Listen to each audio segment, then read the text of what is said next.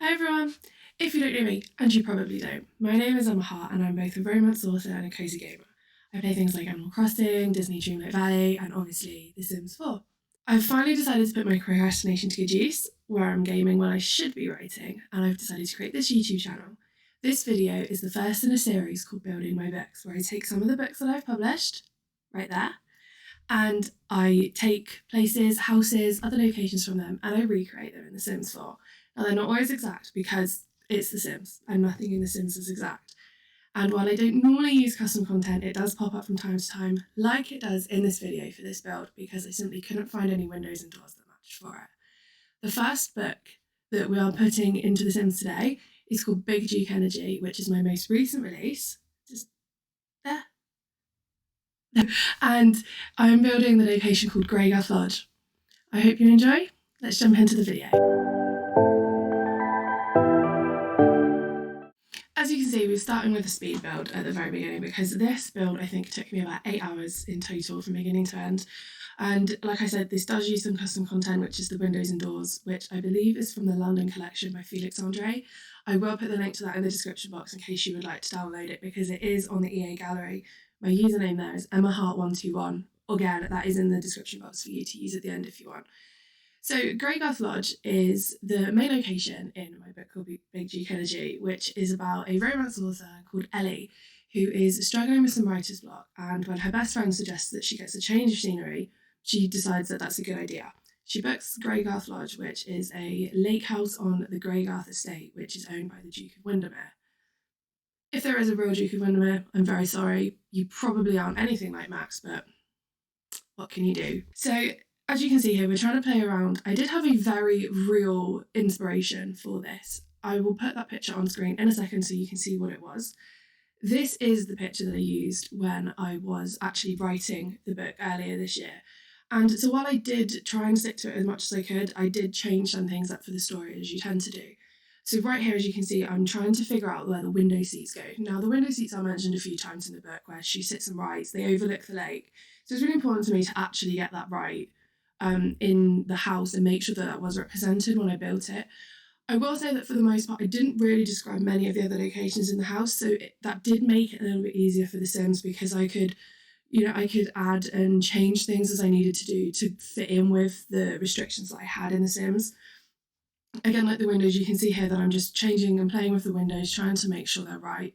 The positioning of them does change several times through the video as I try and figure them out. There was a lot more than I imagined them to be in real life, even though I did use the picture as the inspiration for the exterior as well. Back to the book, because I'm rambling and I don't know how many times I can keep talking about the windows, to be honest with you. Ellie goes to the Lake District in the UK. Was it the Peak District? It was the Lake District. It's fine, I've checked, it was the Lake District. Nobody panic.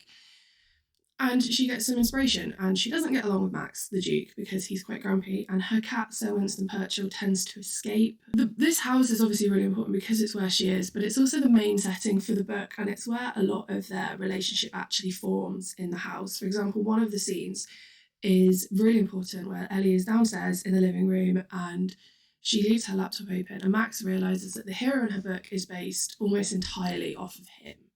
So she's writing a very real people, very real location, but it's completely fictional. The scene that he happens to read it's a very mature scene, shall we say, from her book. And so you can see there are many places in this that is really, really important to the book. As you can see here, I'm just trying to figure out what the exterior actually looks like, because again, there are limitations and other things that happen in The Sims that you just can't recreate from real life. But as you see here, I'm going along again, and I've checked, and the windows and the doors are definitely from Felix Andre, so I will make sure to link that below, so that if you do want to download it, you can. Of course, you can download it, and some of the interior furniture will be removed if you don't have the packs installed. But otherwise, you will be able to download it and just replace the windows and the other bits of furniture if you just wanted the shell of the house. If not, download those, pop them in your folder, and the house should download as it is right now.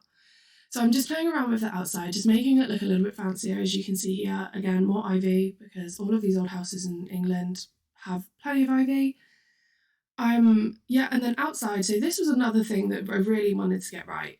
Max's grandma in the book, Esme, the Dowager Duchess, she keeps goats. And one of them is called Vincent van Gogh. And the first time she appears on the page, she's meeting Ellie for the first time. She's greeting her after she's arrived. And she brings him, and he's on a leash, and he starts eating her hydrangeas.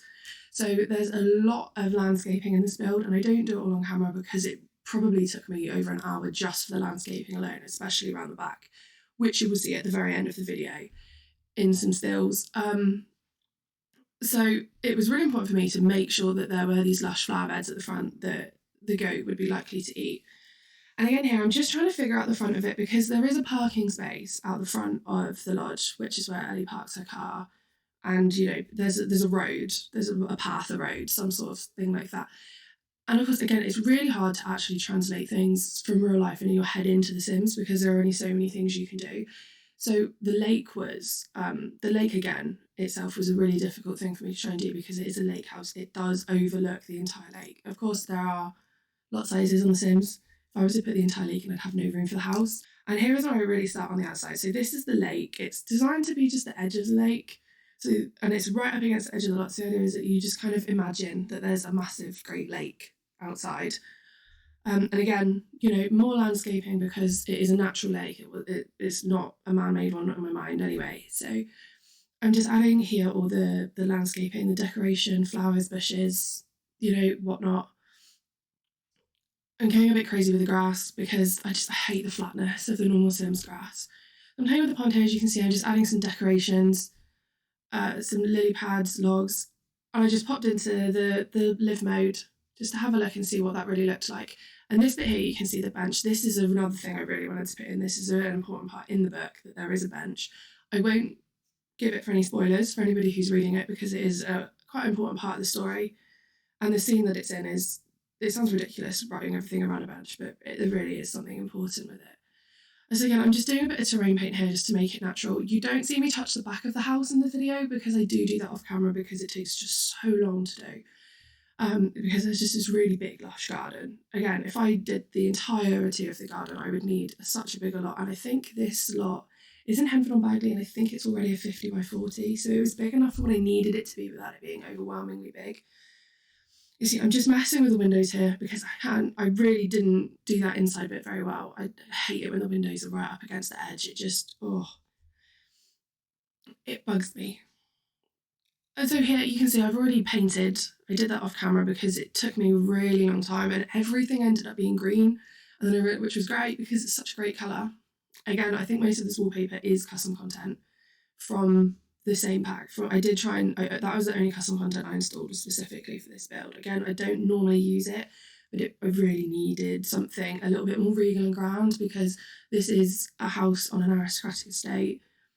It would have been something that I imagine that, you know, the ancestors bought at some point or they built specifically to be a guest house for family or for other, you know.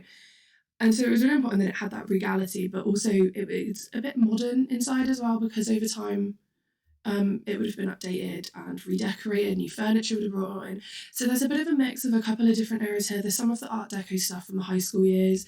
There's a lot of the really classically old Georgian, sort of the old-fashioned furniture. And there's a lot of pictures and, you know, I think I put a suit of armour in there at one point as well because why not? You know, The Sims really lacks in that old-fashioned stuff, you know, but only if I actually need it. If I'm trying to look for a modern build, that's all I can find.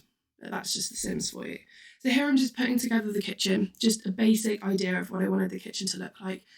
I didn't actually know if I was going to keep this, but in the end I did because I really liked the rich mahogany of it. You know, and like I said, Ellie has a cat called Sir Winston Purchill who is an escape artist and causes quite the issue, so I made sure to make that he had bowls and he had a litter tray. Although in the book she does bring them with her, I decided that it would be best just for story purposes, and also this house kind of needs a cat or two in it. So as you can see, I'm furnishing the living room now. I'm adding in the prerequisite desk, although I don't think they probably would have had one in the original home. Again, the idea of this house is that it is a place to be rented out. It was a place that Ellie rented for, I think, 3 months. It put her on a short tenancy, which was a point in the book as well. And so I'm just trying to figure out what I really wanted it to look like inside. As you can see, there's a lot of this rich dark wood.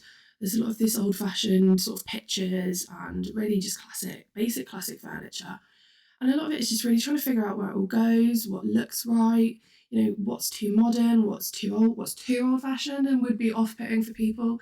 And then also the little personal touches, like the water bottle that Ellie would have written with. So really I'm building it with, Ellie being the resident in mind, having a romance writer as the person who's living here with the little touches. And the classic kit was brilliant for this, just to add those little bits and bobs in that really just bring a bit of personal touches to it more than anything. So as you can see here, those lights, I do actually use those wall lights throughout the entire build, just for cohesiveness, because I feel like that would have been something that was really stuck. They would have had the same lights all over. Wood stalls out the back for the fire. And again, this was actually really difficult because I don't usually build houses that are this big. And if I do build them this big, they tend to be these more modern places. So I'll put in a gym or an exclusive art room, or I'll add in more bedrooms, or a garage is generally something I put in on bigger builds like this. I'll just make like this great massive part of it a garage because the gym stuff has to go somewhere. With this house I really couldn't do that. So I was mindful of the fact that it had to be very big rooms, but I also had to furnish them in a way that made it not crazy overwhelming, so that there wasn't so much stuff in the rooms, but there was just enough to make it be realistic. I did 2 chairs and a table behind the sofa is another little seating area. So here I'm just back in the kitchen again. You can see me here putting the lights right through the house, popping them everywhere, and just trying to make these curtains. Again, I know for a fact I changed these curtains because when I went back in, they were too bright for it. So this is the office, the study room. I imagine that this, most of the films when you see that, there tends to be a study for the man. So this is the man of the house, the Duke, or whoever. So I decided to make this a study. We've got the desk chair. I mostly, for the purpose of playing in The Sims, I put as much skill building stuff as I could in here without making it really strange. So you've got the easel, you have the computer, the books, and the chess table. That was the most basic stuff I could fit into there, really, without making it too overwhelming, while still keeping the vibe and making it more a completely functional room for Sims, if you decide to play with it. And then I move into this back room. This wasn't actually a room that I had in there because for whatever reason, this tower bit at the back, this castle tower at the back, I completely just wiped it from my mind when I was writing the book. Because again, I didn't follow it exactly. It was just inspiration. I decided that this was a really good room to have at the back to be a formal parlour room, which is where they would have taken guests and had tea and this is quite a simple room in terms of furnishing. I did keep it a little bit bare, mostly because I didn't really have the furniture that I wanted, and I didn't want to go branching out and getting more custom content because I wanted to keep it as accessible as possible for everybody. This is the dining room. It wasn't as big as I perhaps would have liked it to be, and at one point I did consider changing it with the office, but again, then that would have made the office too small in my opinion, so I kept it as it was, and in the end I really liked it. Again, it's really simple. And, it's just got some flowers, some pictures. I really like the simplicity of it. I do add curtains at some point, please don't worry. I do go through, and I think at the very end when I'm off camera, I add curtains to every single room and every single window. So now we've moved upstairs. This is me looking through the beds, trying to figure it out. And this is the master bedroom. It was huge, and I didn't realise just how big I made it until I had to get in there and I put the bed in, and I was like, oh. So I decided, as you can see there, I'm just putting in a little walk-in closet. I imagine it's something that would have been added, in fairly recent years. So I went ahead and I just added a couple of things in there, a bit of furnishing. I didn't spend much time on it, to be honest, because it's just a wardrobe. And in all honesty, there's so many others through the house that it didn't really make a difference. So here, again, a seating area. It's the kind of thing that they definitely had in the larger, more aristocratic households, was a private seating area for the head of the household. So this is what I've just done here. I've got a small one here. I pop a vanity in the corner in a second. And for the most part, this room is really just done. Again, off camera, I do go through and I do add more clutter and more decorations. That because I tend to really drag my heels when I'm adding that stuff, I will go through and scroll and scroll and scroll. And I'll put it in and take it out, move it somewhere else. And I would have just made you ill if you'd watched that on camera. So I do go through at the very end off camera and I do really tidy it up. This is the second bedroom. There are 4 bedrooms in total in this house. There is the main room, this red room, a blue room, and a pink room, which I kind of consider to be the second bedroom just because of the size of it, and it has access to that little balcony out the back. I'm just trying to fit everything in here. It is a bit of a weird shaped room, and it's got quite a lot of very large windows, which is great, of course. But it did make for it a little bit tough to try and put it in. And again, I had the same issue with the furniture. I didn't want to put too much furniture in, but I didn't want to put not enough. And the computers in the rooms, obviously that wouldn't have happened, but it really is just a point for making sure that the Sims have access to a computer in every room, because they always seem to want to use the computer. So just giving everybody for gameplay, because this is a very gameplay friendly house. I have played through a couple of scenes with it before I uploaded it. So pretty much everything should be accessible. I did test a lot of the stuff. So I'm just, again here, just adding in some details. And I think I move on to the blue room in a second. It did take a while with the chairs and adding all of these little bits and bobs in. But I did get there in the end. I changed them over and I got all the rooms done. I actually really like that room, and especially this blue room. It's, again, really, really simple. This is probably the epitome of a guest room. There's really not very many personal touches in here at all. It's really hard to build this without an actual sim in mind, because there wasn't very many skill things you could have in there, but I also don't think there would have been many things like that would have been had in the build in a room like this anyway. They would have been quite impersonal. So this is a really quite a basic impersonal room, despite how fancy the furniture is. This one took a really while to get the rugs. The rugs was something I really, really struggled with in this build, because if I sized them up, they were too big or they weren't right. If I sized them down, they were too small. This is probably my favourite bedroom in the entire build. I'm not going to lie, obviously I'm a big fan of pink, but I really love the pink, the white and the gold accents in this room. And this, as I said, I feel like this would have been probably the second bedroom, reserved for the eldest daughter, that would make it suitable for kids. But if you guys download this house, of course, it's really easy to just pop some of those toys in and about the house and make it really gameplay friendly for kids of all ages. And for the beds, if you need toddlers, it's just a matter of switching the beds out. So so I went ahead and I decorated all of this. So this is the last build that I actually did do on screen, and the video is coming to an end right here. And so I will say goodbye to you here, and I will leave you with the stills of the final build. Thank you for watching. I really hope you enjoyed it. And if you are interested in my books, the link is in the description box below. And if you want to watch more videos, I'm hoping to upload a build every Sunday, but perhaps one during the week as well, depending on how much time I have, because I do have a deadline to fulfill. I'm hoping my next build will be a bit of a Christmassy one. Okay, thank you very much for watching, and I'll see you next time. Bye!